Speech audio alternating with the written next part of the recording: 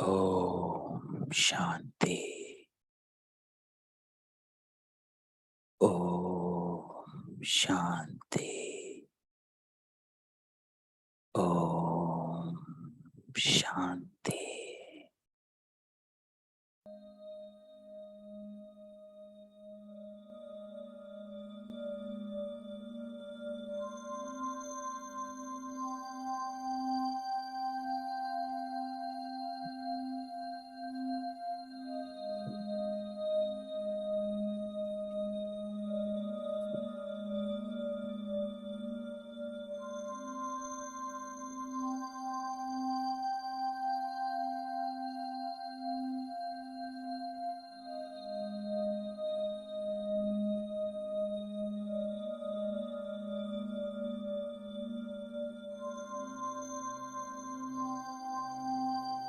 मन बुद्धि को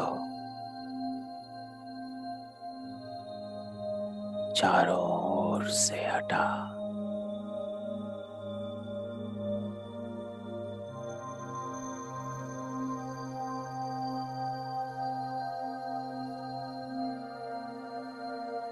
अंदर की यात्रा करें।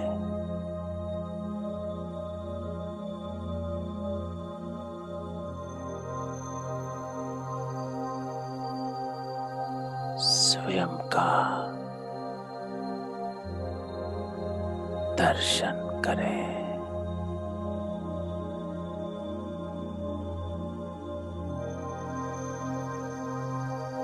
मैं आत्मा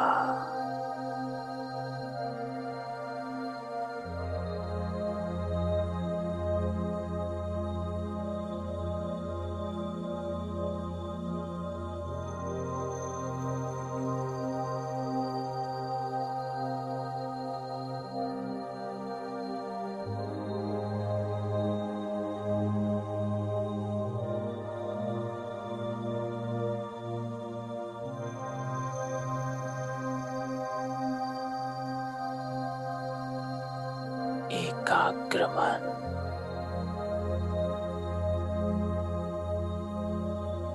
एकाग्र बुद्धि,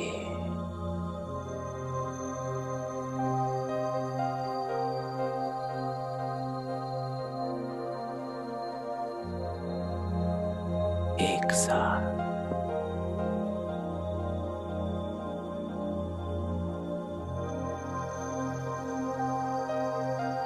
एक बाबा की याद में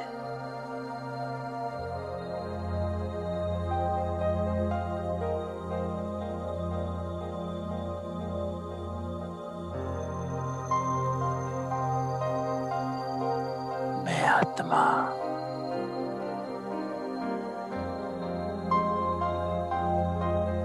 ज्ञान सूर्य परमात्मा की ईश्वरीय संतान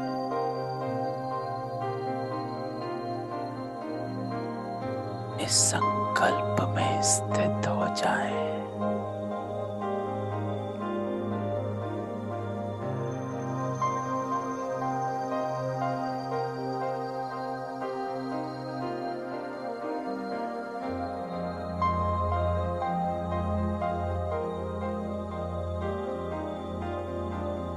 मैं आत्मा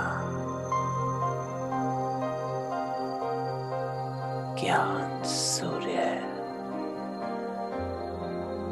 परमात्मा की ईश्वरीय संतान हूँ।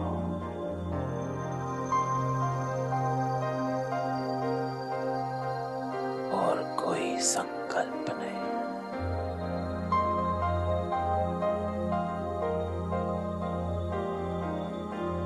बस मैं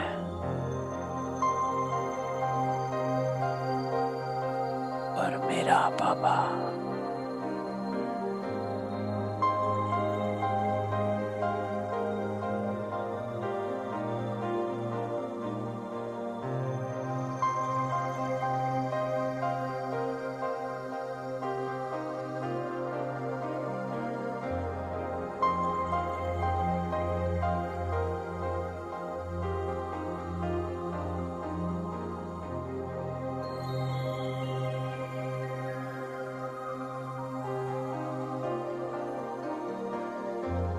व्यक्त भाव में बैठे हो,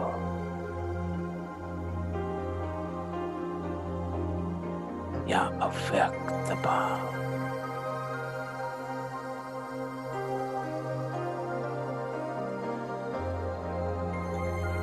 अव्यक्त बाबा से मिलन मनाना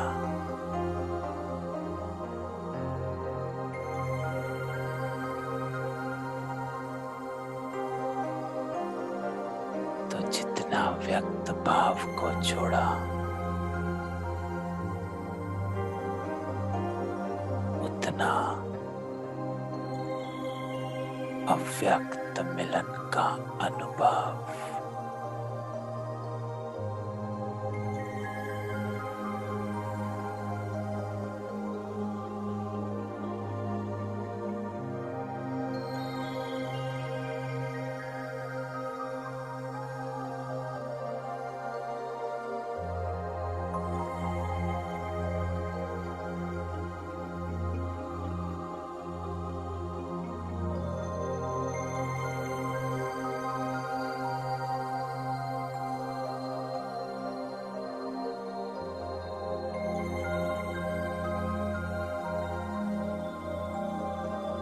अपने आप को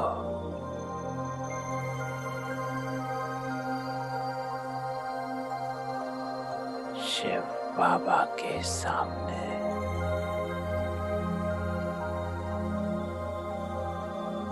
और सम्मुख स्थित कर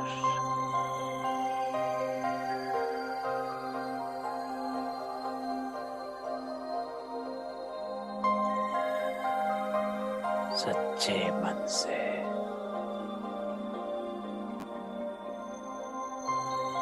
बाबा का आह्वान करें।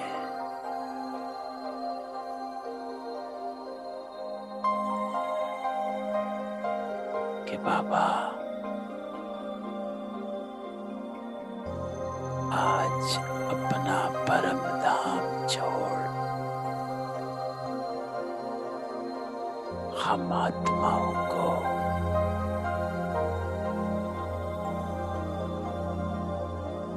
मुरली सुनाने आ जाओ।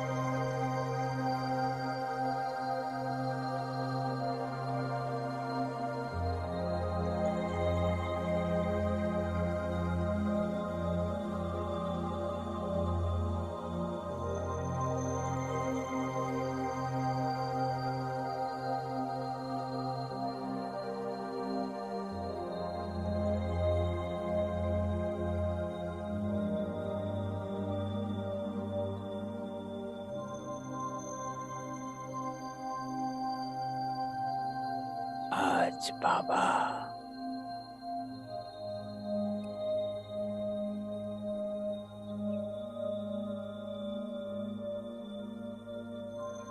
हम सब आत्माओं को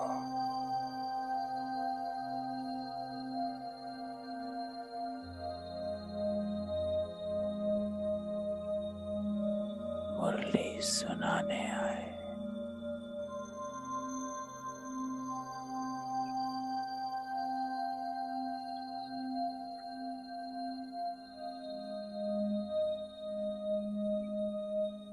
इस अव्यक्त मिलन का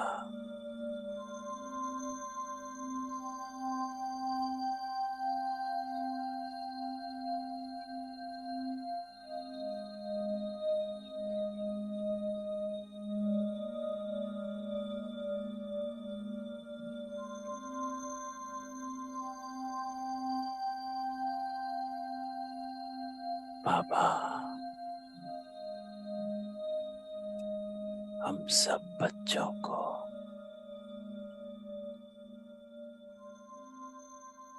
आत्मिक स्मृति का तिलक लगा रहे।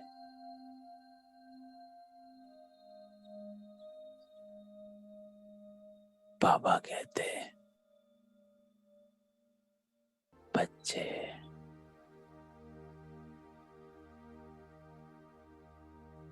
ये आत्म स्मृति का तिलक है।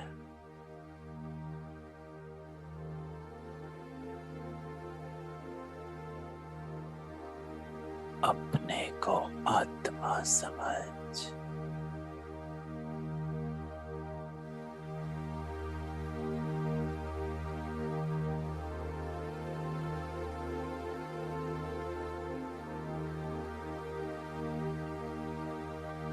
और मुझे याद कर।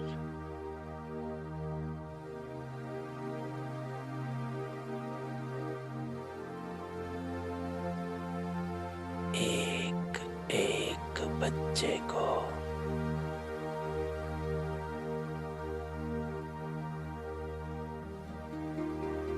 बाबा तिलक लगा रहे।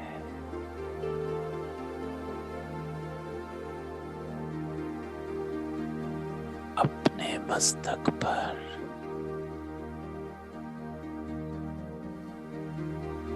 इस आत्म स्मृति के तिलक का अनुभव कर।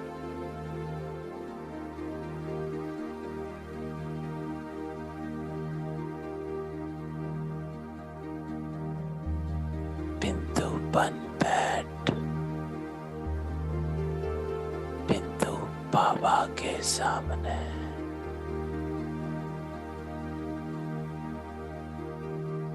बस और कुछ नहीं।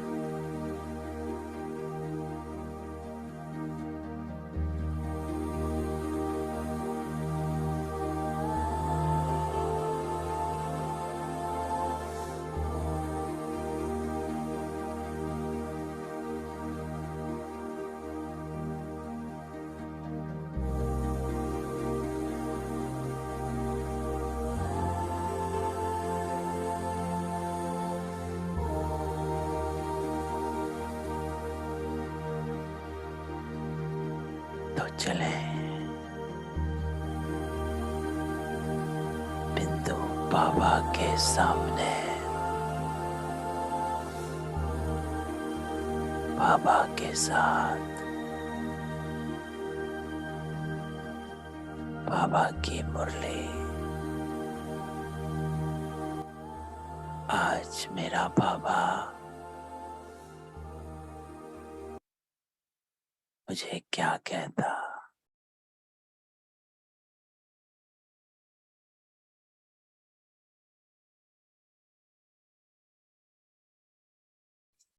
तो आज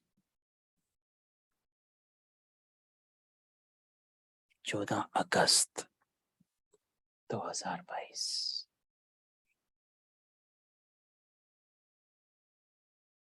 और मुरली की ओरिजिनल डेट 13 फरवरी 1992।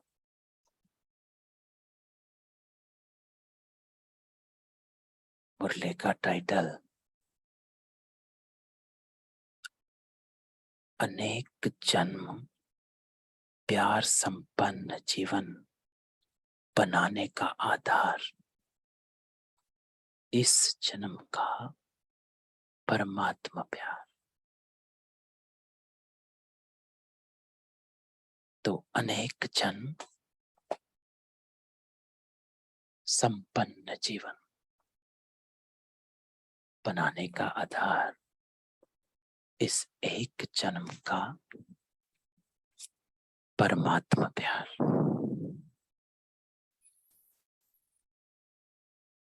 तो परमात्मा को तो सभी प्यार करते हैं,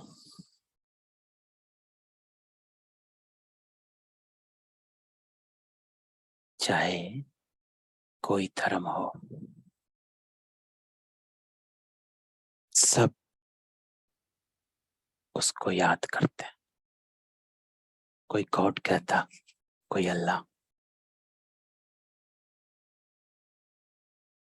लेकिन इम्पोर्टेंट ये है कि परमात्मा किसको प्यार करता है। परमात्मा किसको याद करता है। तो यहाँ पर मार्जिन फर्क पड़ जाता है कि वो किसको याद करता है।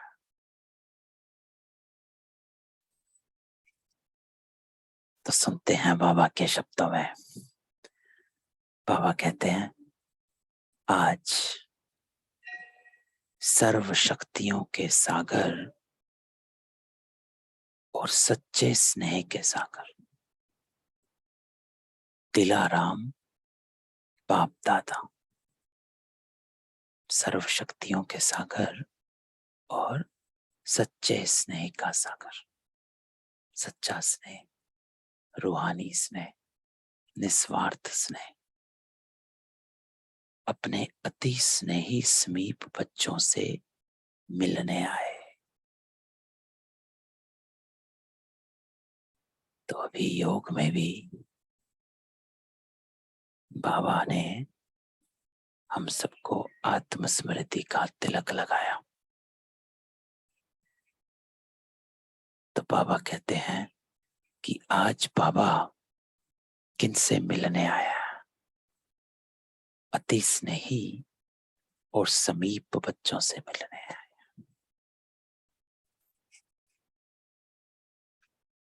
कि जो बाबा के समीप बच्चे हैं वो आप हैं। तो बाबा कहता है, ये रूहानी स्नेह मिलन, वो प्यार का मेला विचित्र मिलन है। विचित्र अर्थात बिना चित्र, बिना चित्र अर्थात शरीर नहीं, आत्माओं का मिलन है। तो विचित्र मिलन है अर्थात आत्मिक मिलन, अव्यक्त मिलन, रूहानी मिलन। तो ये रूहानी स्नेह मिलन व प्यार का मेला विचित्र मिलन है। तो आज बाबा की मुरली प्यार से भरी हुई है, परमात्मा प्यार, अनुभव की मुरली है। इस प्यार को इसमें समा जाने की मुरली है। तो एक एक शब्द जब हम बाबा का सुन रहे हैं आज, तो उस शब्द के अनुभव में जाना है। ऐसा समझें कि बाबा आज मेरे से बात कर रहा है, वन ऑन वन। सिर्फ मेरे लिए बाबा मुझे कह रहा। तो बाबा कहता कि मिलन मेले सतयुग आदि से लेकर कलयुग तक अनेक हुए हैं, है ना। तो बाबा कहता है कि मिलन मेले आदि से लेकर कलयुग तक अनेक मिले हुए हैं, लेकिन ये रूहानी मिलन मेला अब संगम पर ही होता है। ये जो मिलन है बाबा से, अब किसी से मिलना होता है और आपको यही बताया जाए कि बस 5 मिनट 2 मिनट मिल लो। तो उसी तरह बाबा कहता है कि ये जो रूहानी मिलन मेला है, ये सिर्फ अभी होता है, संगम पर ही होता है। और ये मिलन रूहानी मिलन है। अब इस बात को अनुभव में, अनुभव का मिलन है, ये सूक्ष्म मिलन है, दिखने वाला मिलन नहीं है, क्योंकि ये आत्माओं का मिलन है। सूक्ष्म में अनुभव होता है, फीलिंग आती है, टचिंग आती है, स्मृति आती है कि हाँ वो मेरा बाबा है और मुझे बाबा का अनुभव होता। तो बाबा कहते हैं ये मिलन दिल वाला बाप और सच्चे दिल वाले बच्चों का मिलन है। तो यहाँ बाबा अपने आप को कहता कि दिल वाला बाबा, और हम सबको कहता कि बच्चे जो सच्चे दिल वाले हैं। सच्चा दिल किसे कहते बाबा? कि जिसमें कोई भी स्वार्थ छुपा हुआ नहीं है, एक ही भाव है कि मुझे अपने बाबा से मिलना है।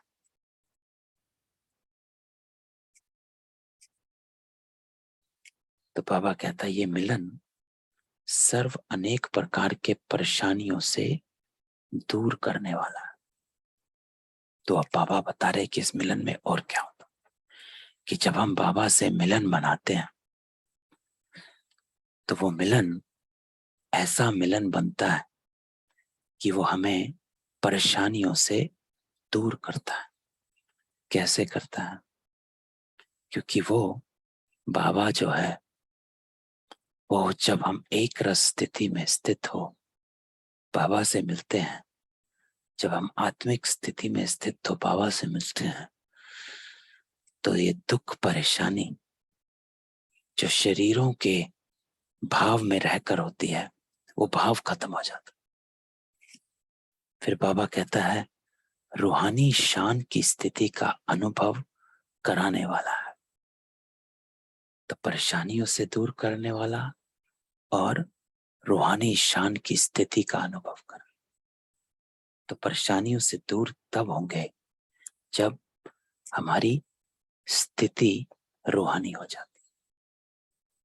तो रूहानी स्थिति जब हो जाती है तो हम शरीरों के भाव व्यक्त भाव से परे हो जाते हैं, और जब व्यक्त भाव से परे हो जाते हैं तो उस रूहानी शान में स्थित हो जाते हैं। तो जो बाबा का स्लोगन है, जो अपनी शान में रहता वो कभी परेशान नहीं होता। तो बाबा कहता ये मिलन सहज पुराने जीवन को परिवर्तन करने वाला है। तो देखो बाबा ये मिलन परेशानी दूर करने वाला है, रूहानी शान में स्थित कराने वाला है, और ये मिलन पुराने जीवन को परिवर्तन करने वाला, अर्थात संस्कारों का परिवर्तन। कि मुझे ये चेतना आती है, मुझे आत्मा को ये समझ आती है कि मुझे अपने संस्कारों का परिवर्तन करना। आत्मा स्वतः ही अपने अंदर ही ईश्वरीय संस्कारों को इमर्ज करने लगती है। तो बाबा कहते ये मिलन सर्वश्रेष्ठ प्राप्तियों के अनुभूतियों से संपन्न बनाने वाला है। तो सिर्फ प्राप्तियां नहीं है, तो बाबा कहता है प्राप्तियों की अनुभूतियों से संपन्न, अर्थात अनुभव की अथॉरिटी। कि जब आप इस अव्यक्त मिलन को यथार्थ मनाते हैं, जब आप बाबा के संग बैठते हैं, बाबा को याद करते हैं और उस एक रस अवस्था में स्थित हो जाते हैं, तो बाबा कहते हैं परेशानियों से दूर हो जाते हैं। बाबा कहते हैं उस रूहानी शान में स्थित हो जाते हैं। बाबा कहते हैं अपने संस्कारों को परिवर्तन, जो श्रेष्ठ संकल्प है, श्रेष्ठ संस्कार हैं, वो इमर्ज होते हैं। तो जीवन का परिवर्तन। और चौथी बात बाबा कहते हैं सर्वश्रेष्ठ प्राप्तियों की अनुभूतियों से संपन्न अनुभव। कि जो मेरा संकल्प इमर्ज होता है उसी को प्राप्ति कहते हैं। अगर मुझे ये अनुभव होता है कि नहीं, मुझे वैसा कर्म नहीं करना है जो सामने वाली आत्मा कर रही, यही प्राप्ति है।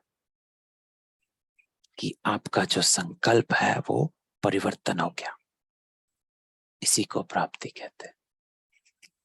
तो बाबा कहते हैं ऐसे विचित्र प्यारे मिलन मेले में आप सभी पद्मा पदम भाग्यवान आत्माएं पहुंच गई हो। हाँ बाबा हम आ गए।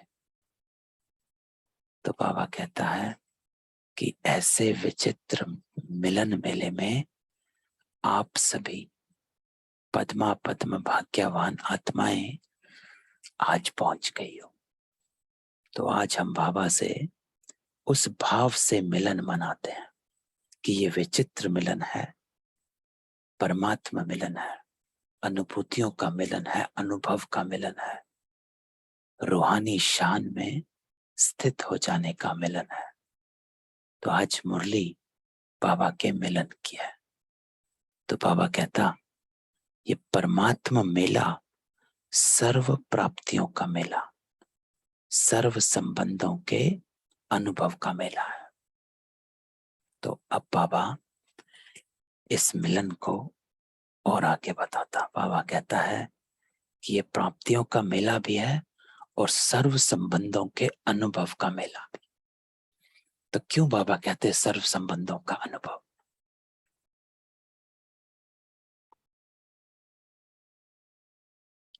तो इसमें बाबा का भाव रहता है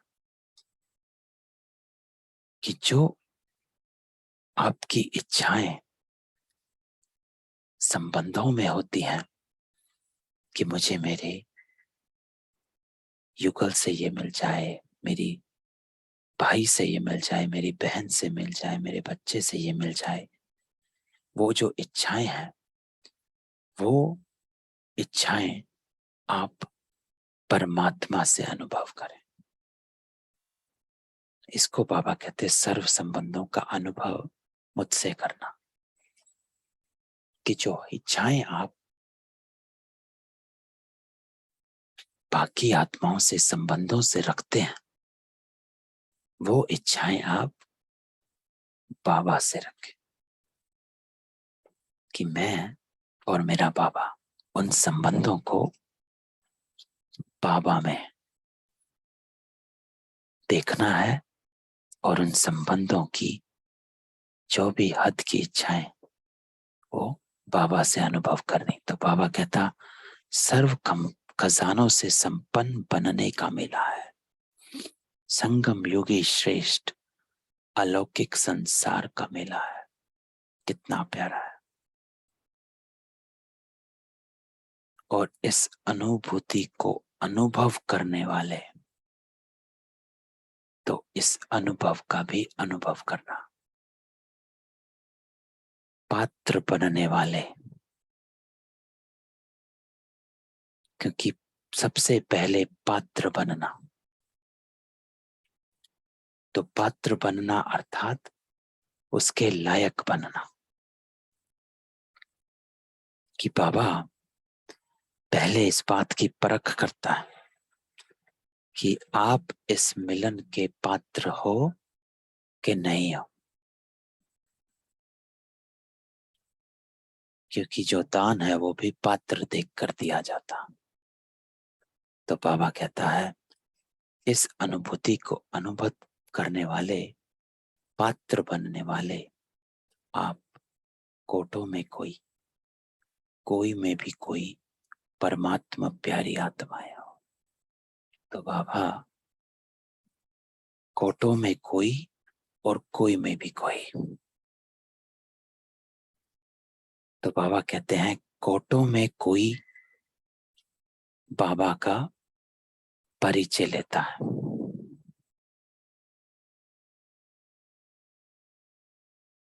या कोटों में कोई को भी बाबा का परिचय मिलता है। और उन कोई में भी कोई आत्माएं हैं जो परमात्मा प्यारी बन जाती है। अर्थात कोई में भी कोई, अर्थात उन कोई में भी कोई आत्माएं हैं जो ये निश्चयबद्ध हो जाती हैं, इस नशे में स्थित हो जाती हैं कि वो मेरा बाबा है। तो वो कोई में भी कोई परमात्मा प्यारी आत्माएं हो, और वो कोई में कोई वो आत्माएं बन जाती हैं जिनसे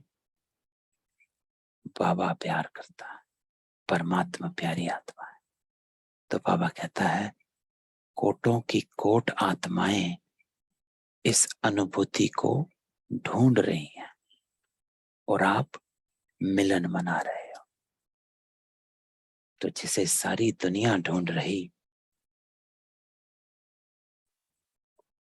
उसके संग आप बैठ,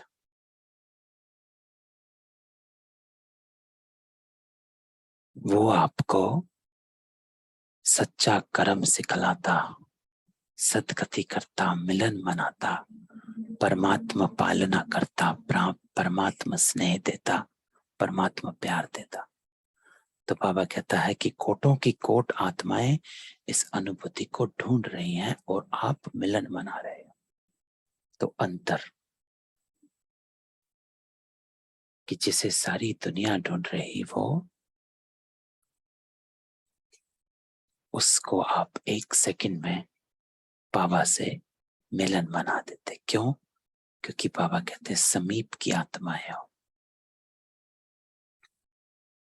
और सदा परमात्मा मिलन मेले में ही रहते हो, क्योंकि आपको बाप प्यारा है और बाप को आप प्यारे हैं। तो परमात्मा प्यारी आत्माएं, बाबा कहते वो जो सदा इसी मेले में मग्न रहते हैं, अर्थात मैं और मेरा बाबा इसी एक स्मृति में सारा दिन स्थित रहते हैं। तो प्यारे कहाँ रहते हैं? सदा प्यार के मिलन मेले में रहते हैं। तो जो सदा बाबा के साथ रहे, उसे बाबा कहते ना परेशानी हो, वो सदा रूहानी शान में रहता है और वो अपने परिवर्तन, सदा अपने परिवर्तन में स्थित रहता। तो बाबा कहते हैं तो सदा मेले में रहते हो या अलग रहते हो? अब ये क्वेश्चन हमें अपने आप से पूछना कि हम सदा इस मेले में रहते हैं, आत्मा और परमात्मा मिलन का मेला, या अलग रहते हैं, शरीरों में रहते। अलग रहना अर्थात शरीरों में रहना, इस संसार के लौकिक भाव में रहना, व्यक्त भावों में रहना, उलझे रहना, अपने आप को नीचे रखना अर्थात मिट्टी में रखना, है ना। तो मिट्टी में पांव रखेंगे तो मैले हो जाएंगे। तो बाबा कहता है मेले में रहते हो या अलग रहते हो? ये अपने आप से पूछना कि कितना हम बाबा को साथ रखते हैं और कितना हम अपने आप को अपने ही अभिमान में, अपमान में, क्रोध में, लोभ में, माया में, कितना हम इस संसारिक चीजों में अपने आप को उलझा कर रखते हैं। उलझा कर रखना अर्थात कि बुद्धि वही चिंतन कर रही है, अरे ये होना है, अरे वो होना है। एक बात किसी ने कही और सारा दिन उसी बात का चिंतन चलता रहा कि किसने, उसने क्या कहा, क्यों कहा, कैसे कहा, कितनी बार कहा, किसके सामने कहा। तो ये चिंतन अगर चलता गया तो बाबा कहते अलग रहते हो। तो इसको कहते बाबा की बुद्धि कहाँ रहती है। जैसे कल भी हमने देखा कि तुरंत फुल स्टॉप, उसको कहते नॉलेजफुल, जो फुल स्टॉप लगा सके। तो बाबा कहता है बाप और आप साथ रहते हो तो क्या हो गया? मिलन मिला हो गया ना। तो कोई पूछे आप कहाँ रहते हो, तो फलक से कहेंगे कि हम सदा परमात्मा मिलन मेले में रहते हैं, अर्थात हल्के रहते हैं। तो परमात्मा मेले में रहना अर्थात मन बुद्धि से हल्का रहना, उड़ता हुआ रहना, कहीं अटका हुआ नहीं रहना। इसी अनुभूति में रहना कि मैं बाबा के साथ। तो बाबा कहता है इसी को ही प्यार कहा जाता है, कि जो सच्चा प्रेमी होता है स्थूल में भी, वो चाहे कर कुछ रहा हो कहीं हो, चाहे ऑफिस में हो, चाहे ट्रैवल कर रहा, चाहे कहीं हो, चाहे दूसरे शहर, चाहे दूसरे देश, लेकिन सदा वो एक दूसरे की स्मृति में रहते हैं, याद रखते हैं। तो इसी को ही प्यार कहा जाता है कि it doesn't matter where you are and what you are doing. Baba says, what matters is what's in your mind. आपकी वृत्ति कहाँ है? अगर योग करते भी आपकी वृत्ति संसारिक चीजों में है तो वो योग नहीं है। तो इम्पोर्टेंट ये कि आपकी वृत्ति कहाँ है। तो बाबा कहता है सच्चा प्यार अर्थात एक तो से तन से व मन वे अलग नहीं हो, है ना, अर्थात कंबाइंड स्वरूप, उसको बाबा कहता है सच्चा प्यार, कि मैं सदा इस एक कंबाइंड स्वरूप में स्थित रहूं। जो बाबा का संकल्प वो मेरा कंबाइंड, जो बाबा की वृत्ति वो मेरी कंबाइंड, जैसी बाबा की दृष्टि वैसी मेरी कंबाइंड। तो इसको बाबा कहते हैं सच्चा प्यार अर्थात कंबाइंड स्वरूप। इस कंबाइंड स्वरूप में रहते हो तो ना अलग हो सकते हैं ना कोई कर सकता है, ऐसा कंबाइंड स्वरूप। जब कोई चीज कंबाइंड होती है तो उसको अलग करना मुश्किल होता। तो चाहे सारी दुनिया की सर्व करोड़ों आत्माएं प्रकृति, माया, परिस्थितियां अलग करने चाहे, अब यही हमारे सामने सारे दिन में आता है। या कोई ना कोई आत्मा निमित्त बनती है हमको हमारे संकल्पों को, संकल्पों के बहाव को मोड़ने की। चाहे प्रकृति, चाहे माया।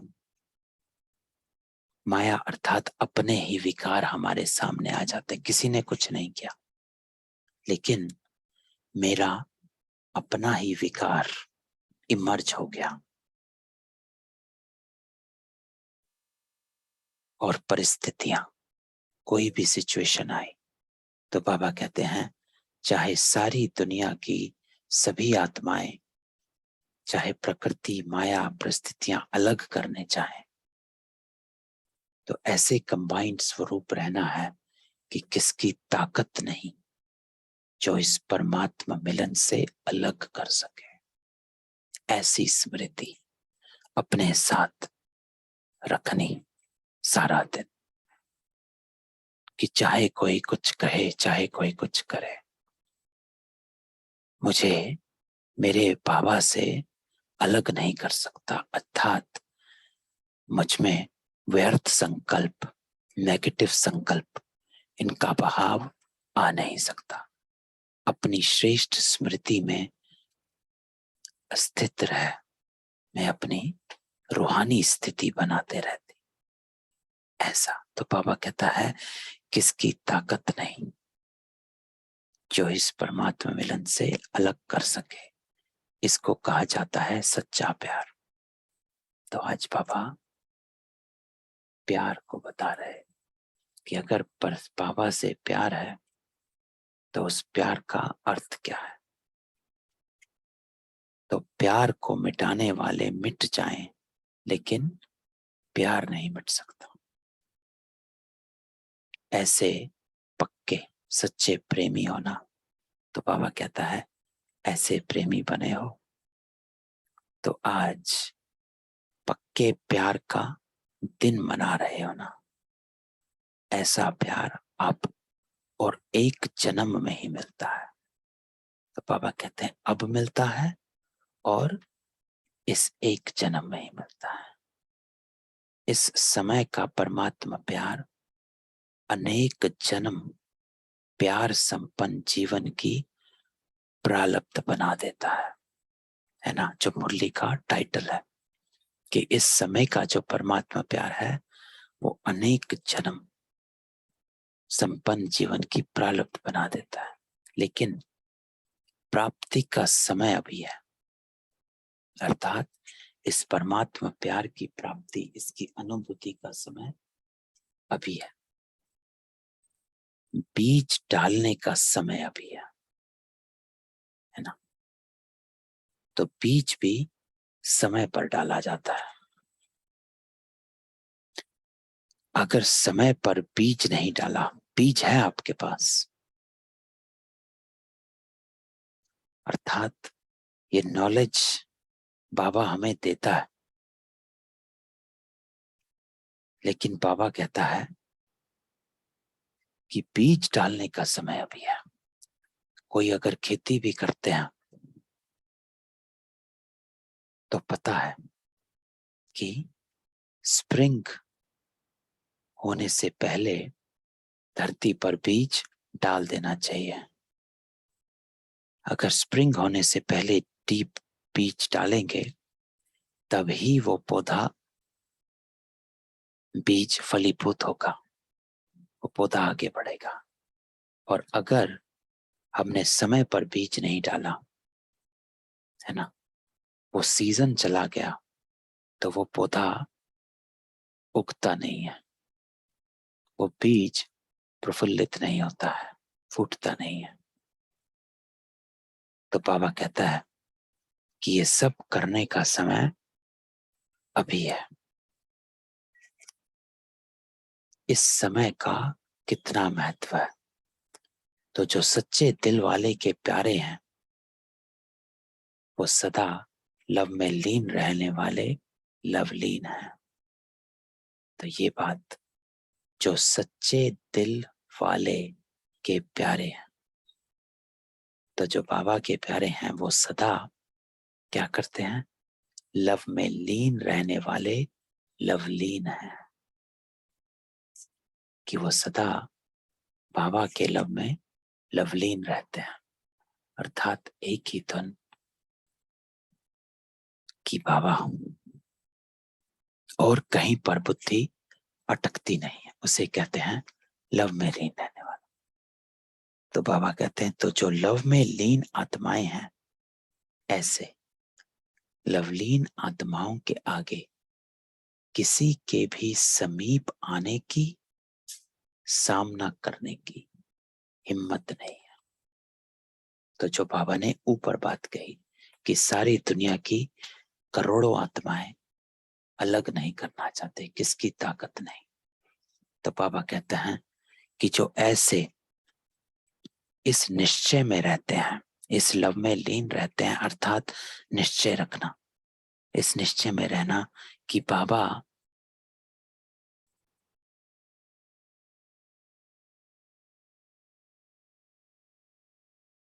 एक बाबा है जो ऑलमाइटी अथॉरिटी है ना। तो अगर हम ऐसे बाबा के इस स्थिति में, इस स्मृति में रहते हैं, तो बाबा कहते हैं किसी के भी समीप आने की और सामना करने की हिम्मत नहीं, क्योंकि आप लीन हो, किसी का आकर्षण आपको आकर्षित नहीं कर सकता, है ना। तो जो ऐसे लव में लीन है, बाबा कहते हैं वो किसी के भी प्रभाव में, किसी के भी झुकाव में, किसी के भी लगाव में और किसी के भी आकर्षण में आ नहीं सकते। तो अगर आप किसी के भी लगाव, झुकाव, प्रभाव, आकर्षण में आते हो, इसका अर्थ बाबा कहता है कि तुम्हारी बुद्धि बाबा से हटकर उस आत्मा में अटक गई, उस बात में अटक गई। कभी कभी कोई पुरानी बात, पास्ट की बात याद आ जाती और उस बात की याद का चिंतन चलने लग जाता है। तो बाबा कहते हैं इसको क्या कहेंगे कि बुद्धि अभी भी वहां अटकी हुई है, अर्थात ज्ञान को अभी भी पूरा बुद्धि में समझा नहीं है। क्या ज्ञान? कि बाबा ने जो हमें बताया कि ड्रामा जो हुआ वो हर कल्प रिपीट होने वाला ड्रामा है, और ये हमारे ही कर्मों का हिसाब किताब सामने आता है। तो जैसे कल की मुरली में बाबा ने ड्रामा का और कर्मों का स्पष्टीकरण किया था कि कैसे उस चीज की स्मृति को रख अपने सामने और वहां पर उलझना बंद कर। तो ऐसे ही बाबा कहते हैं कि कोई भी आकर्षण आपको आकर्षित नहीं कर सकता, कोई भी लगाव, कोई भी प्रभाव आपको प्रभावित नहीं कर सकता। कहीं पर भी आप अटकोगे नहीं। कि अगर आप तुरंत अपने आप को फुल स्टॉप लगा लेना, उसको कहते हैं लव में लीन आत्माएं। क्योंकि फुल स्टॉप लगाना अर्थात अपनी बुद्धि को तुरंत बाबा की तरफ मोड़ लेना। तो जो बाबा 3 बातें कहते हैं, तोड़ना, मोड़ना और जोड़ना, ये तीनों साथ साथ चलते हैं।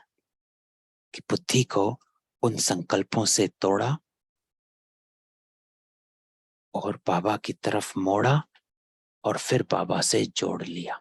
तो तोड़ना, मोड़ना, जोड़ना तीनों साथ साथ चलते हैं। तो कहीं पर भी अगर अटक जाते हैं तो इन तीनों बातों को, 3 शब्दों को याद रखना।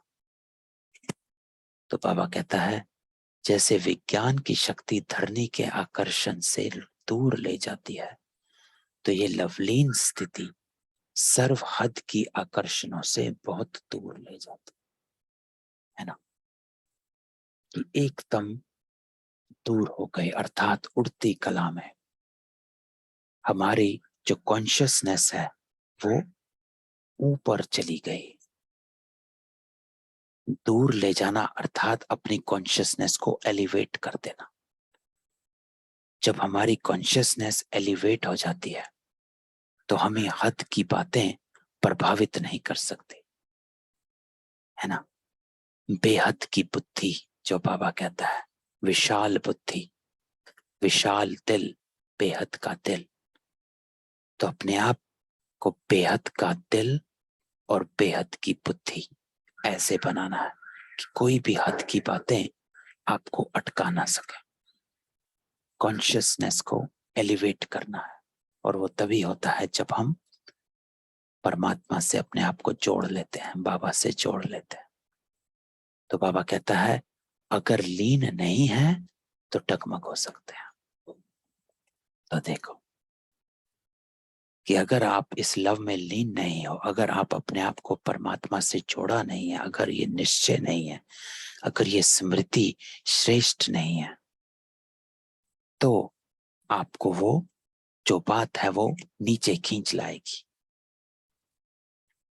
कि कोई भी नीचे वाली दुनिया का जो संकल्प है वो आपको नीचे खींच लाएगा, उड़ नहीं सकोगे। तो हमेशा ये स्मृति अपने में रखनी है कि कौन सी बात मुझे नीचे खींचती है, उस बात का कारण ढूंढो और निवारण करो, ताकि जब भी योग में बैठे या कोई भी बात हो तो वो बात मुझे नीचे ना खींच सके। तो बाबा कहता है कि अगर लीन नहीं तो डगमग हो सकते हैं। लव है, लेकिन अगर लव में लीन नहीं है ना, स्नेह है बाबा से, लेकिन बाबा कहता है कि सिर्फ स्नेह नहीं, सिर्फ लव नहीं, लेकिन लव में लीन रहना है। लीन रहना अर्थात उस ही स्मृति में सदा रहना, उसको बाबा कहता है लीन रहना। कि एकदम मर्ज हो गए बाबा के साथ, और कोई भी बात आपको वहां से हटा नहीं सकी। जो बाबा ने कहा कि किसी की ताकत नहीं, तो बाबा कहते हैं अभी किसी से भी पूछेंगे आपका बाबा से लव है, तो सभी हाँ कहेंगे। लेकिन बाबा कहते क्वेश्चन ये है कि सदा लव में लीन रहते हैं, तो क्या कहेंगे?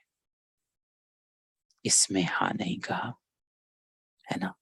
तो ये बात हमारे पर भी, आज हम इसी बात को इस मुरली से पकड़ लेते हैं कि बाबा से स्नेह तो हम सबका है, बाबा को हम याद भी सभी करते हैं, लेकिन क्या हम सदा इस लव में लीन रहते हैं?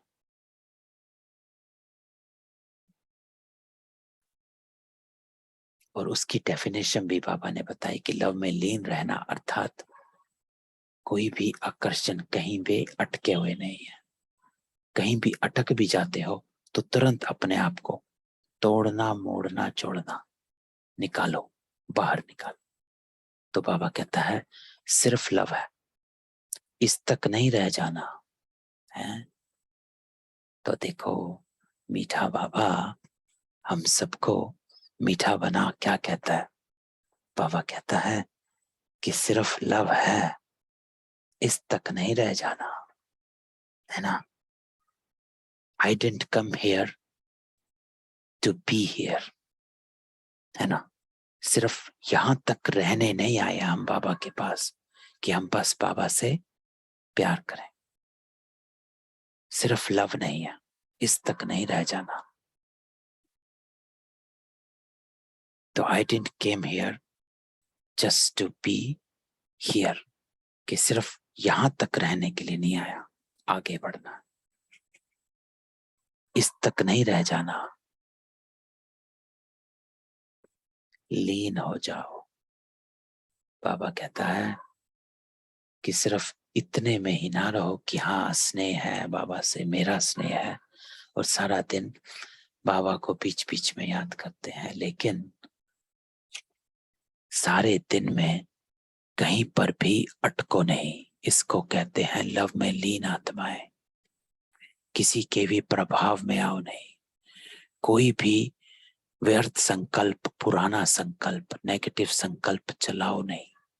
इसको कहते हैं लीन रहना। तो बाबा कहता है सिर्फ लव में नहीं रहो, लीन हो जाओ।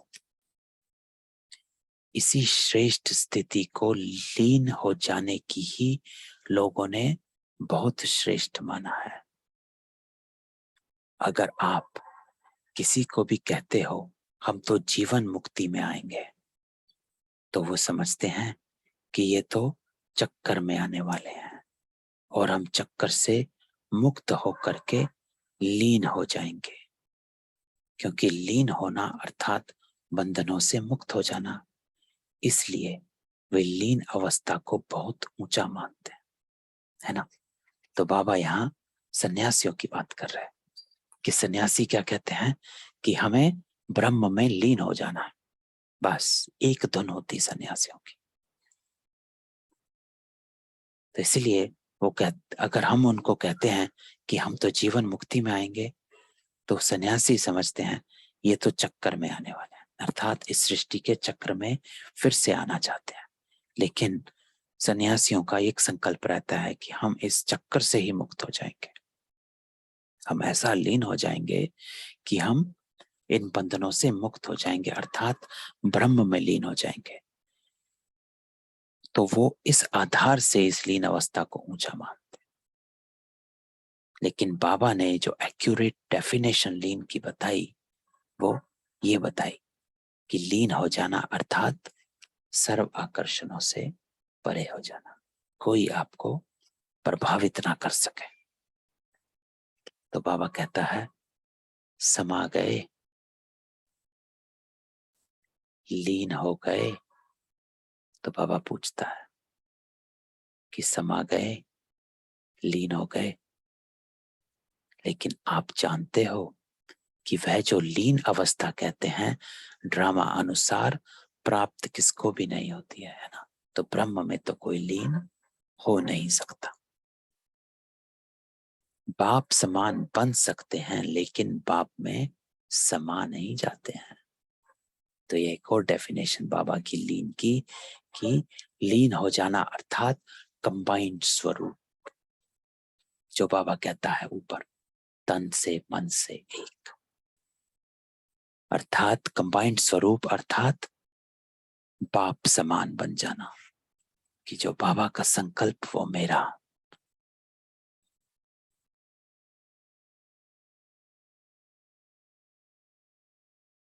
जो बाबा की दृष्टि वो मेरी, तो बाप समान बनना। उन्हों की लीन अवस्था में कोई अनुभूति नहीं, कोई प्राप्ति नहीं, किन्हों की, सन्यासियों की। और आप लीन भी हैं, अनुभूतियां भी हैं और प्राप्ति भी है।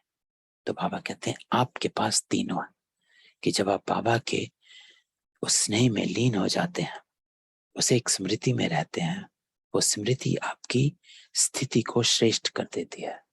और जब आपकी स्थिति श्रेष्ठ हो जाती है तो आप हर बात के प्रभाव से मुक्त हो जाते हो, और वो प्रभाव से मुक्त हो जाना ही आपकी अनुभूति है, यही प्राप्ति है। तो आप चैलेंज कर सकते हो कि जिस लीन अवस्था या समा जाने की स्थिति के लिए आप प्रयत्न कर रहे हो, लेकिन हम जीते जी समा जाना व लीन होना, उसकी अनुभूति अब कर रहे हैं। तो यहाँ पे डिफरेंस आ जाता है अन्य आत्माओं में और आप में, कि बाकी आत्माएं उसको बस याद करती हैं, कोशिश करती हैं, लेकिन आप उसकी अनुभूति करते हैं, अनुभव करते हैं कि मैं बाबा के साथ हूं। तो बाबा कहता है जब लवलीन हो जाते हो, स्नेह में समा जाते हो, तो और कुछ याद रहता है। तो एक और डेफिनेशन बाबा की, जो भी हमने ऊपर कहा कि अगर लीन हो गए हो तो क्या किसी और आत्मा की बात, कोई परिस्थिति, कोई चीज आपको खींचती है? कोई भी संसारिक बात आपको खींचती है तो आप नीचे आ जाओगे। तो बाबा कहता है और कुछ याद रहता है? बाप और मैं समान स्नेह में समाये हुए, सिवाय बाप के और कुछ है ही नहीं। तो दो से मिलकर एक हो जाते हैं, अर्थात कंबाइंड स्वरूप बन जाते हैं। क्योंकि उस श्रेष्ठ संकल्पों के आगे कुछ है ही नहीं, उस श्रेष्ठ दृष्टि के आगे कुछ है ही नहीं, उस श्रेष्ठ वृत्ति के आगे कुछ है ही नहीं। तो अपने आप को बाप समान बना लेना। तो बाबा कहता है समान बनना अर्थात समा जाना, एक हो जाना। तो ऐसे अनुभव है ना, कर्म योग की स्थिति में ऐसे लीन का अनुभव कर सकते हो। तो अब बाबा कर्म योग खिलाए कि कर्म करते हुए भी इस योग की स्थिति में रहना, कर्म करते भी इस योग की स्थिति में रहना, ऐसे लीन का अनुभव करना। क्या समझते हो? बाबा कहते हैं क्या समझते हो?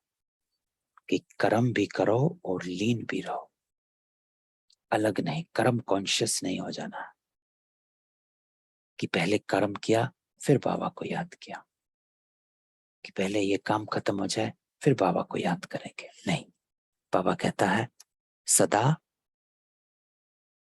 साथ,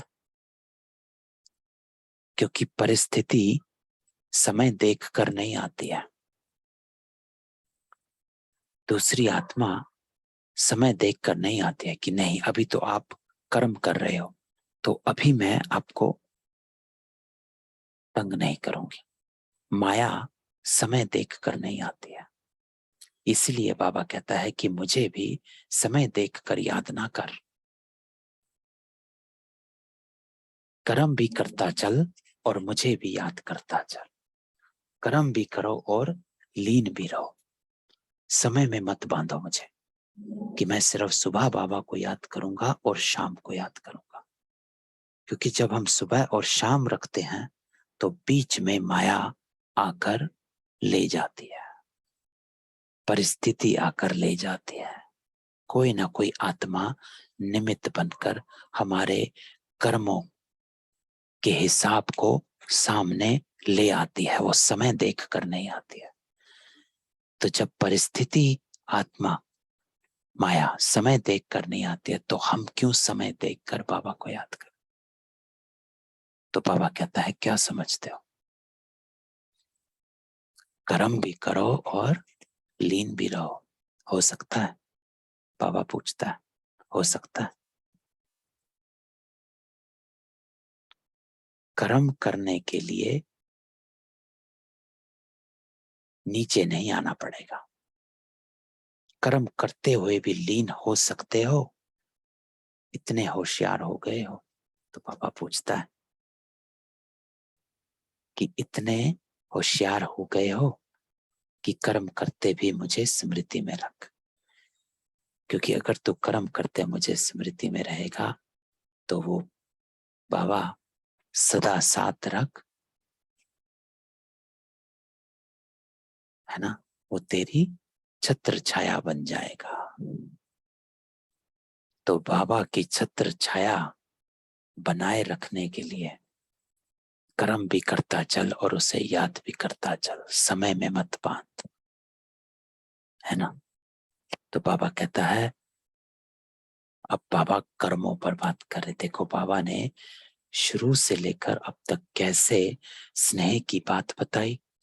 पहले बाबा ने बताया कि आप ही आत्माएं हो जो ये मिलन मनाते हो।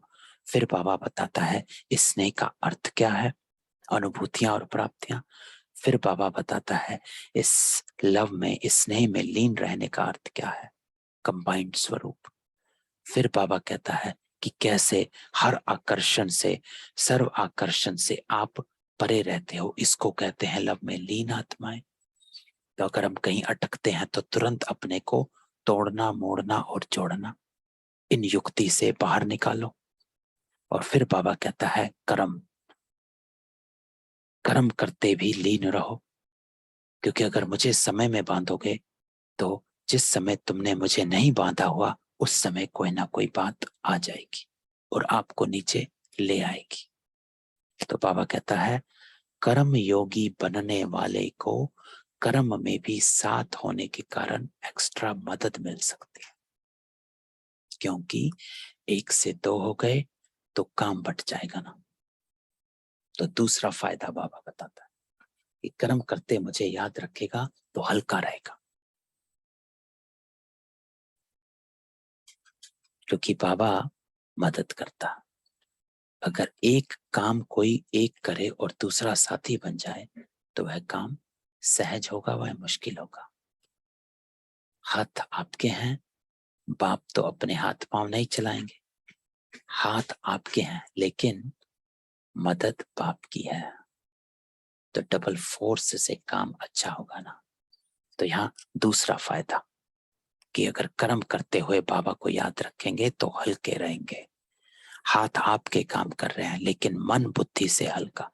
सबसे ज्यादा भारीपन मन और बुद्धि करता है, मुझे ही काम करना पड़ता है, मैं ही करता हूं, इतना काम है और कितना काम पड़ा है, किस किस का काम करना है, तो ये भारीपन लेकर आता है। तो बाबा कहता है मेरे को साथ रख, हल्का रहेगा। तो काम भल कितना भी मुश्किल हो लेकिन बाप की मदद है ही सदा उमंग, उत्साह, हिम्मत, अथकपन की शक्ति देने वाली, है ना।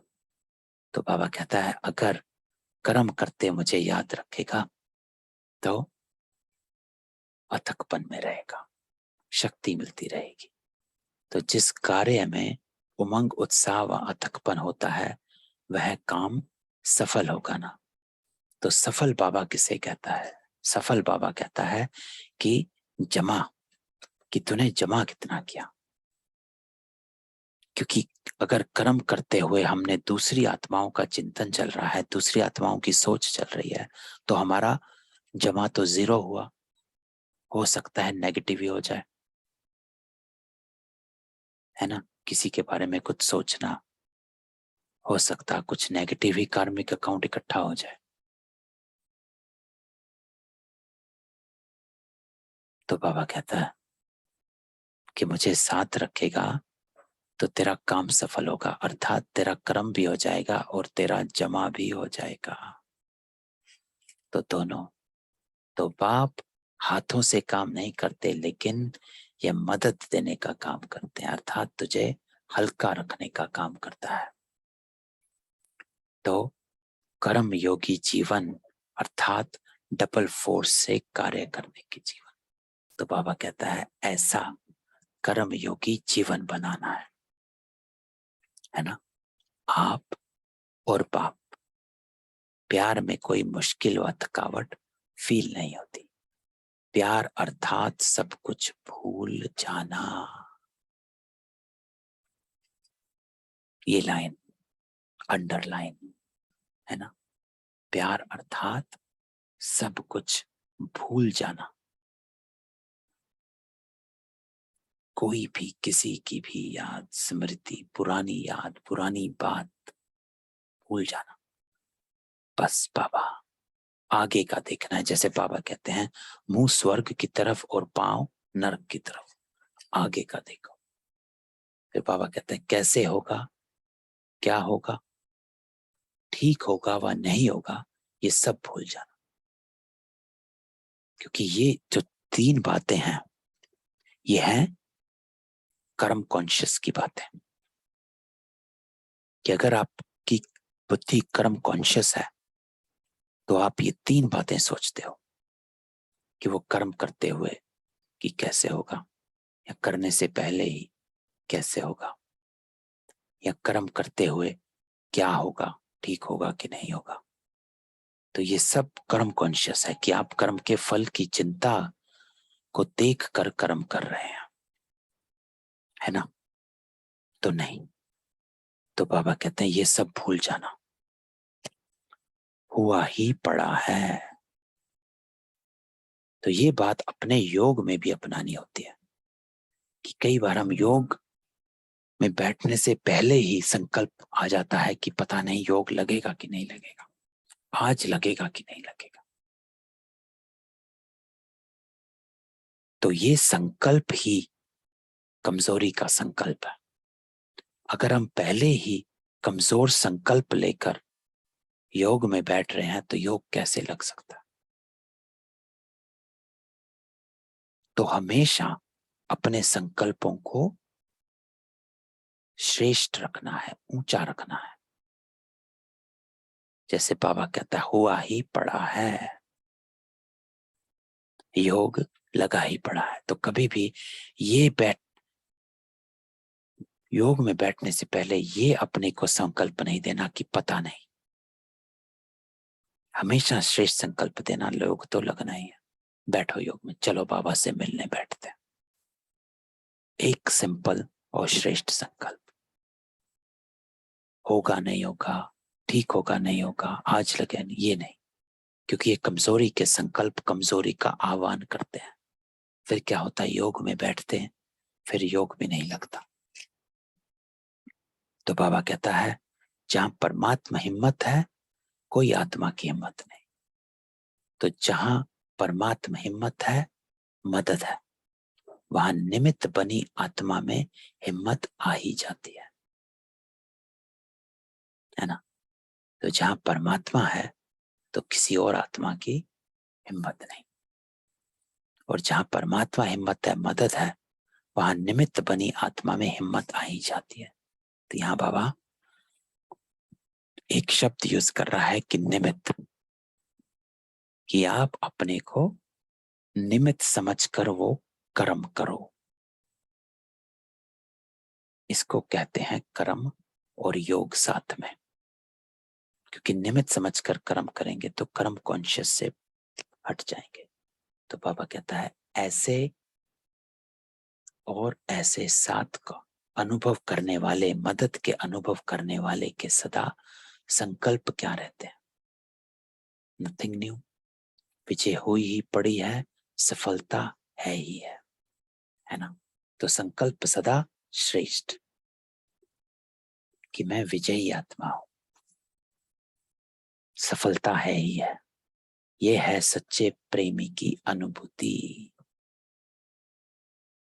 है ना। तो आज बाबा ने सच्चे प्यार को कितनी तरह से, सच्चे लव को कितनी तरह से हमें समझाया कि कैसे लव में लीन रहने का अर्थ क्या है ना। तो जब हद के आशिक ये अनुभव करते हैं कि जहां है वहां तू ही तू है, वह सर्वशक्तिवान नहीं है लेकिन बाप सर्वशक्तिवान है, साकार शरीरधारी नहीं है लेकिन जब चाहे जहां चाहे सेकंड में पहुंच सकते हैं। ऐसे नहीं समझो कि कर्मयोगी जीवन में लवलीन अवस्था नहीं हो सकती, होती है। साथ का अनुभव अर्थात लव का प्रैक्टिकल सबूत साथ है। तो देखो इस 4 लाइनों में बाबा कहता है कि हद के आशिक भी हर जगह अपने माशूक को याद रखता है। ऐसे बाबा भी जहां चाहे जब चाहे पहुंच जाता है, लेकिन आपकी अवस्था लवलीन रहनी चाहिए। तो साथ का अनुभव अर्थात लव का प्रैक्टिकल सबूत साथ है। तो जो सहज योगी सदा के योगी हो गए ना, लवर अर्थात सदा सहज योगी, इसलिए डायरेक्शन भी दिया है ना कि ये तपस्या वर्ष तो प्राइज लेने के समीप आ रहा है लेकिन समाप्त नहीं हो रहा है। इसमें अभ्यास के लिए, प्रैक्टिस के लिए सेवा को हल्का किया और तपस्या को ज्यादा महत्व दिया। तो बाबा ने जब 1991 तपस्या वर्ष था, उसको जब तपस्या वर्ष डिक्लेयर किया तो बाबा कहता था कि 91 की मुरली को पढ़ो। तो बाबा तपस्या में कहता था कि जितनी ज्यादा तपस्या करो। उसमें बाबा कहता था कि वाचा की सेवा कम और मनसा की सेवा ज्यादा कर, इसको तपस्या कहते हैं। तो बाबा कहते हैं कि तपस्या को ज्यादा महत्व दिया, लेकिन इस तपस्या वर्ष के संपन्न होने के बाद प्राइज तो ले लेना, लेकिन आगे जो कर्म और योग, सेवा और योग, जो भी बैलेंस की स्थिति बताई हुई है, बैलेंस का अर्थ ही है समानता। याद, तपस्या और सेवा, यह समानता हो, शक्ति और स्नेह में समानता हो, प्यारे और न्यारेपन में समानता हो। तो बाबा कहता है बैलेंस। कि जो बैलेंस की स्थिति बताई, बाबा कहता है कि उस बैलेंस को हमेशा याद रखना है। सेवा कर रहे हैं, लेकिन अगर ज्ञान सुनाते हुए योग नहीं है, अर्थात बाबा से कनेक्टेड नहीं है, अर्थात निमित्त भाव नहीं है, तो वो सेवा सफल नहीं होती है। कल भी एक आत्मा ने प्रश्न पूछा था कि मैं इतना कोर्स करा रही हूं, लेकिन कोई भी कोर्स करने वाले ना मुरली सुनते हैं और ना ही योग में बैठते हैं। थोड़ी देर योग में बैठते हैं और अनुभूति नहीं होती है। तो क्या कारण है, मैं क्या करूं? तो ये क्वेश्चन कल एक आत्मा ने पूछा कि मैं कितनी कर रही हूं, लेकिन आत्माएं उस चीज को पकड़ नहीं पा रही हैं। तो बाबा उत्तर देता है कि बैलेंस की स्थिति बनाई है। सेवा कर रहे हो, योग का बैलेंस है, बाबा साथ है, अपने को निमित्त समझ रहे हो। तो जब तक वो बैलेंस नहीं होगा, तो बाबा कहता है कि सफलता नहीं होती है। प्यारे और न्यारेपन में समानता हो, कि जितना प्यारा उतना न्यारा, जितना न्यारा उतना प्यारा। डिटैच, ये नहीं कि किसी को प्यारा करने बनने के कारण आप कुछ ना कुछ करते जा रहे हैं। कई बार क्या होता है कि किसी को प्यारा बनने के कारण हम एक्स्ट्रा चीजें करते हैं, क्योंकि हमारा उससे प्यार है। स्नेह है। तो बाबा कहते हैं उस प्यार को स्नेह नहीं कहते हैं, उस प्यार को मोह कहते हैं। लेकिन डिटैच साथ में रहना, तो ये अंतर होता है स्नेह और मोह में। मोह में क्या होता है, आपको जिससे मोह है उसकी गलत बात भी सही लगती है, उसकी गलत जिद को भी आप सही मानते हैं और पूरा करते हैं, इसको कहते हैं मोह। और स्नेह जो होता है कि जो आत्मा गलत है, आप उसकी गलत चीज को सिद्ध नहीं करते, अप्रूव नहीं करते, लेकिन आप उसको सही रास्ता बताते हैं। यहां फर्क पड़ जाता है स्नेह और मोह में, कि कई बार बच्चे जिद करते हैं तो माँ बाप उनको, बेशक उनके लिए गलत हो, वो चीज उनको दे देते हैं। टीवी देखना है तो देखने देते हैं, मोबाइल से खेल रहे हैं तो खेलने देते हैं, पता है गलत है फिर भी करने देते हैं, इसको कहते हैं मोह। और स्नेह है तो गलत को करने नहीं देना, सही बात बताना और उस पर अटल रहना, उसको कहते हैं स्नेह। कि आपको उस आत्मा की उन्नति का ध्यान है। मोह में आपको आत्मा की उन्नति का ध्यान नहीं रहता है। ये अंतर है मोह और स्नेह में। तो अपनी चेकिंग करनी है तो इस बात को चेक करना है कि मैं स्नेह कर रही हूं कि मोह में हूं। एक ही क्वेश्चन है कि मैं उस आत्मा की उन्नति को देख रही हूं कि नहीं। तो बच्चों को मोबाइल दिया, टीवी देखने दिया, तो ये तो आत्मा की उन्नति नहीं है, और आप करने दे रहे हैं, इसका मतलब मोह है। स्नेह अर्थात आत्मा की उन्नति। Doesn't matter what that soul is thinking when you do that, but आपको उसकी आत्मा की उन्नति की चिंता है, उसको कहते हैं स्नेह।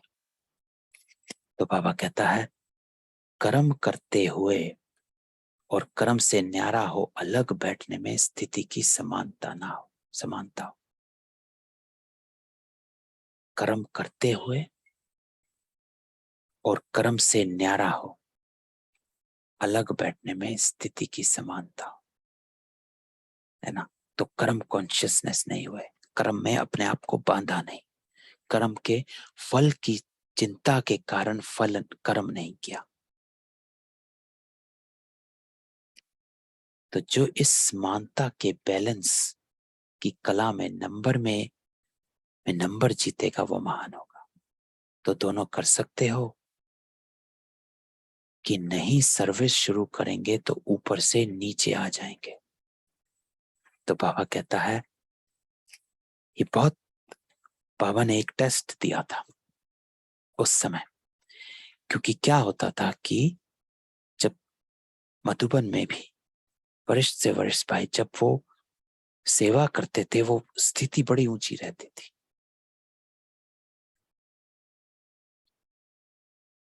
तो बाबा कहता है कि सेवा से परे हो जाओ, कि अगर आपके पास सेवा नहीं है, क्या फिर भी आपकी स्थिति ऊंची रही?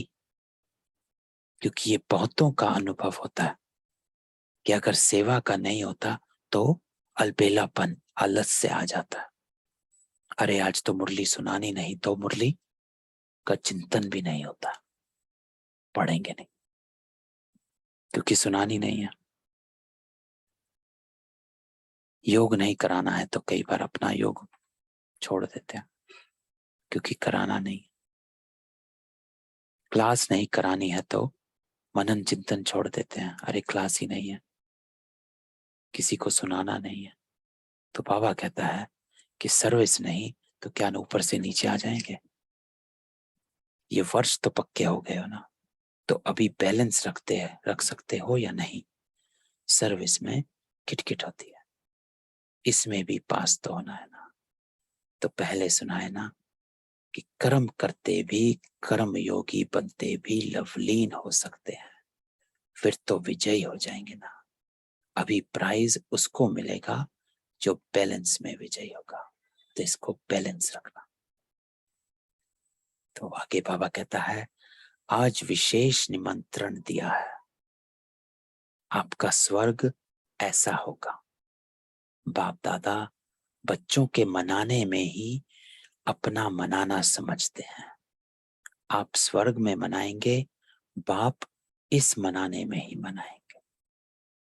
खूब मनाना, नाचना, खूब झूलना, सदा खुशियां मनाना, पुरुषार्थ की प्रालब्ध अवश्य मिलेगी।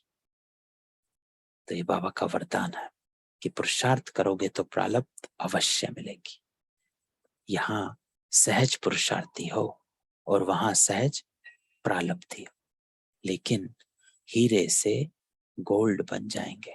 तो बाबा कहते हैं अभी तो आपका हीरे तुल्य जन्म है, गोल्डन, तो आप डायमंड से गोल्ड बन जाएंगे। अभी डायमंड हो, हीरे हो। पूरा संगम ही आपके लिए विशेष बाप और बच्चे व कंपेनियन बनने का प्रेम दिवस है। सिर्फ आज प्यार का दिन है या सदा प्यार का दिन? यह भी बेहद ड्रामा के खेल में छोटे छोटे खेल। तो इतना स्वर्ग सजाया है, उसकी मुबारक हो। ये सजावट बाप को सजावट नहीं दिखाई देती, लेकिन सबके दिल का प्यार दिखाई देता। तो जब मुरली चली तो बाबा की वहां पर खूब सजा हुआ था, क्योंकि ये 13 फरवरी की मुरली है। तो 14 फरवरी को वैलेंटाइंस डे मनाते हैं हर जगह, है ना। तो बाबा के साथ भी मनाने लग गए थे। तो इसीलिए ये मुरली सारी आज बाबा ने प्यार पे सुनाई, लव पे सुनाई, सच्चे रूहानी प्यार पे सुनाई। और वैलेंटाइंस डे हद का प्यार, और ये है रूहानी। तो बाबा कहते हैं आपके सच्चे प्यार के आगे यह सजावट कुछ नहीं। बाप दादा प्यार को देख रहे। वैसे जिसको निमंत्रण देते हैं तो निमंत्रण में आने वाला बोलता नहीं है, निमंत्रण देने वाले बोलते हैं। लेकिन बच्चों का इतना प्यार है जो बाप के सिवाय समझते हैं कि कुछ अंतर पड़ जाता है। इसलिए दिल का प्यार प्रत्यक्ष करने के लिए आज यह खेल रचा है। अच्छा, तो बाबा अब पूरी मुरली का सार बताता है। बाबा कहता है सर्व अर्थात हम सभी बच्चे सदा स्नेह में समाई हुई आत्माओं को, सदा स्नेह में साथ अनुभव करने वाली आत्माओं को। तो स्नेह में समाई हुई और स्नेह में साथ अनुभव करने वाली, बाबा का साथ अनुभव करने वाली, सदा एक बाप दूसरा ना कोई, ऐसे समीप समान आत्माओं को। तो देखो बाबा क्या क्या बता रहा है। समाई हुई आत्माएं, साथ अनुभव करने वाली आत्माएं, सदा एक बाप दूसरा न कोई, ऐसी समीप समान आत्माएं। संगम युग के श्रेष्ठ प्रालब्ध और स्वर्ग के अधिकारी आत्माओं को, वर्तमान भी और भविष्य भी, सदा कर्म योगी जीवन की श्रेष्ठ कला के अनुभव करने वाली विशेष आत्माओं को। तो बाबा कहता है ये जीवन ही कर्म योगी बना लो। सदा सर्व हद के आकर्षण से मुक्त लवलीन आत्माओं को, कि जो बाबा के लव में लीन है, जो बाबा ने कहा वो सर्व आकर्षणों से मुक्त, परे रहते हैं, कहीं भी अटकते नहीं है। बाप का सर्व संबंधों के स्नेह संपन्न याद प्यार और नमस्ते। तो बाबा ने इन 4 लाइनों में पूरी मुरली का सार बता दिया कि स्नेह में समाई हुई, स्नेह में साथ अनुभव करने वाले, ऐसे समीप समान आत्माएं, संगम युग वर्तमान की प्रालब्ध और भविष्य की प्रालब्ध और कर्म योगी जीवन में अनुभव करने वाले, और सर्व हद के आकर्षणों से मुक्त लवलीन आत्माएं को बाबा का सर्व संबंधों के स्नेह संपन्न याद प्यार और नमस्ते। हम रूहानी बाप की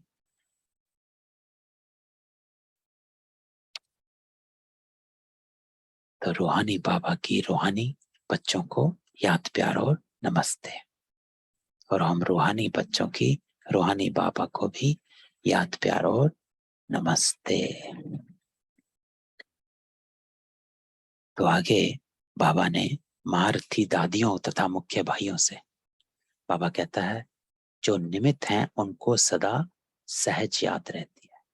आप सबका भी निमित्त बनी आत्माओं से विशेष प्यार है ना, इसलिए आप सब समाये हुए हो। निमित्त बनी हुई आत्माओं का ड्रामा में पार्ट नोंदा हुआ है। शक्तियां भी निमित्त हैं और पांडव भी निमित्त हैं। ड्रामा ने शक्तियों और पांडवों को साथ साथ निमित्त बनाया है। तो जो निमित्त बनने की विशेष गिफ्ट है, निमित्त का पार्ट सदा न्यारा और प्यारा बनाता है। अगर निमित्त भाव का अभ्यास स्वतः और सहज है तो सदा स्व की प्रगति और सर्व की प्रगति उन्हों के हर कदम में समाई हुई है।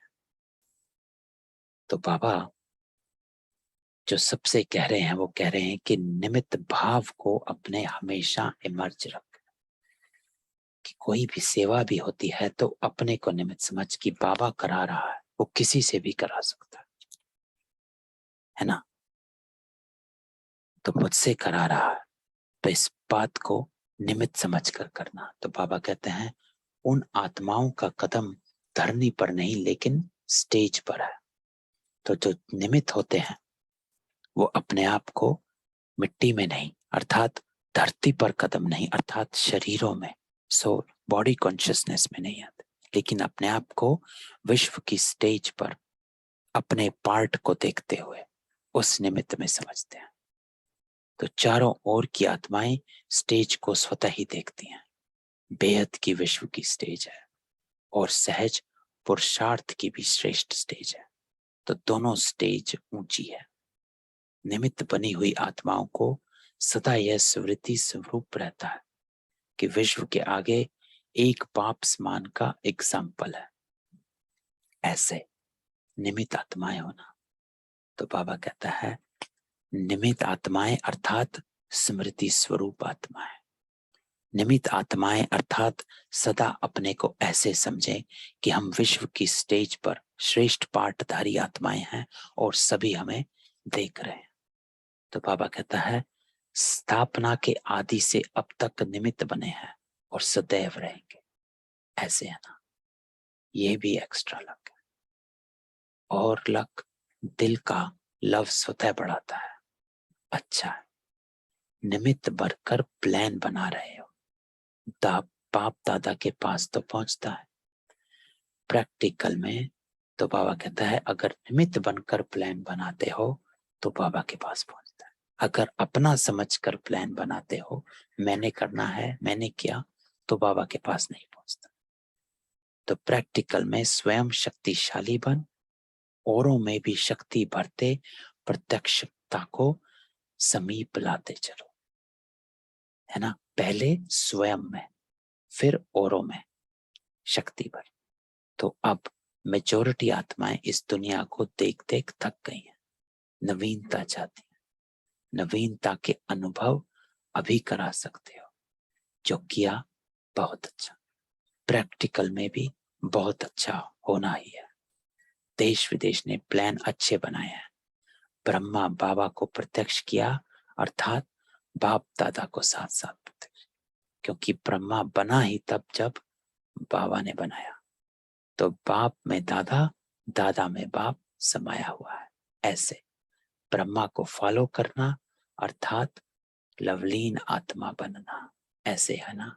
अच्छा, तो बाबा ने इस पूरे पैरा में हमें हमारे निमित्त भाव को इमर्ज करने को कहा, है ना। तो इस पैरा को छोड़ वरदान में चलते तो बाबा कहता है स्मृति के महत्व को जान, अपनी श्रेष्ठ स्थिति बनाने वाले अविनाशी तिलकधारी भव। तो बाबा वरदान देते कि अविनाशी तिलकधारी भाव। तो आज बाबा ने हमें योग में भी मुरली से पहले आत्मस्मृति का तिलक लगाया। तो इस स्मृति के महत्व को जान, और इसी तिलक से हमारी स्थिति बनती है, श्रेष्ठ स्थिति। एक सेकंड, मैं बैटरी चार्ज करता हूं, एक सेकंड।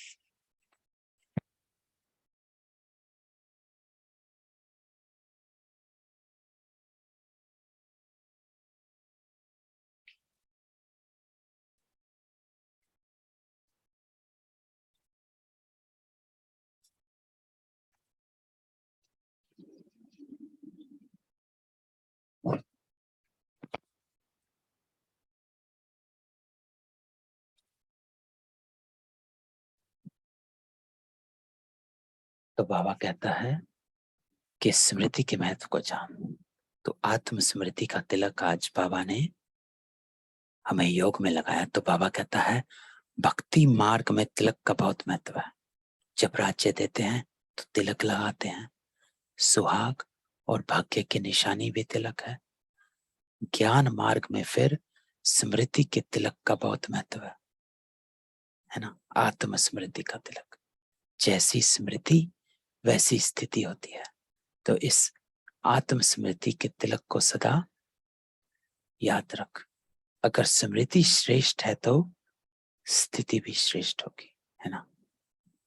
तो जैसी स्मृति वैसी स्थिति, कि अगर स्मृति हमारी हलचल वाली होगी तो हमारी स्थिति भी हलचल वाली हो जाएगी।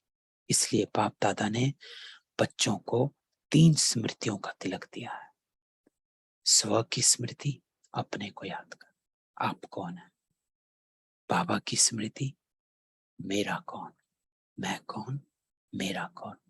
और श्रेष्ठ कर्म करने के लिए ड्रामा की स्मृति, अर्थात जो हुआ वो अच्छा।